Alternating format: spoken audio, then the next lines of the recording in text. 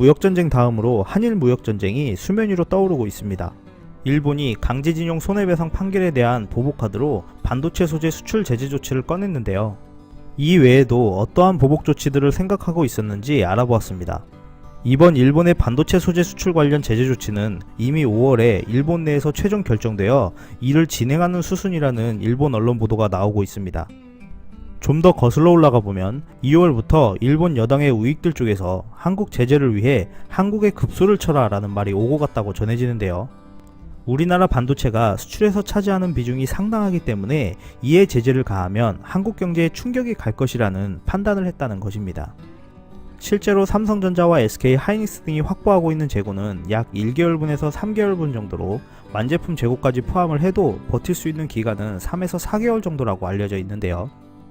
한국 입장에서는 대체 여력이 있어서 큰 피해는 없을 것이라 하고 있지만 단기적인 피해는 있을 것으로 예측하고 있습니다. 하지만 현재 시장이 공급 과잉 상태이기 때문에 대체 여력만 충분히 확보한다면 재고 부분 소진과 가격 인상이라는 두 마리 토끼를 잡을 수 있다는 분석도 이어지고 있습니다. 일본은 이번 반도체 관련 제재 외에도 다른 분야의 제재도 생각하고 있다고 전해지는데요. 대표적으로 한국에 대한 비자 발급 정지와 관세 부과, 금융 제재 등이 있었고 화학, 철강, 섬유 소재 분야에서도 수출 규제 조치 확대 가능성을 염두에 둔 것으로 알려져 있습니다.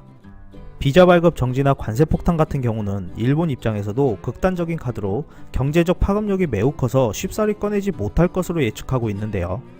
지난해 같은 경우 한일 간 인적 교류 규모가 1000만 명을 넘었고 주한 일본 대사관에 따르면 작년 일본을 방문한 한국인은 753만 9천 명, 한국을 찾은 일본인은 295만 명이었다고 발표하였습니다.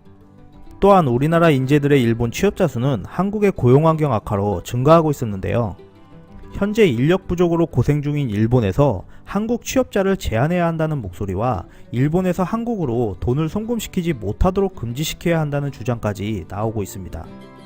이렇게 일본에게 불리한 와중에도 수출 관련 규제를 언급하는 것은 한일 무역에 있어서 무역거래 품목들이 우위를 차지하고 있고 아직까지는 한국이 일본 제품 성능을 대체할 품목들을 찾지 못하고 있는 데다가 여러 IT 분야에서 일본 핵심 부품들이 상당 부분 차지하고 있기 때문이라고 분석하고 있습니다. 이번 제재를 계기로 한국 정부와 기업들에서는 탁상 공론에만 그쳤던 일본 제품에 대한 의존도를 낮추는 방안들에 대해서 이제는 적극 검토하여 추진되어야 한다는 목소리가 높아지고 있습니다. 끝까지 시청해주셔서 감사합니다. 구독, 좋아요 부탁드립니다.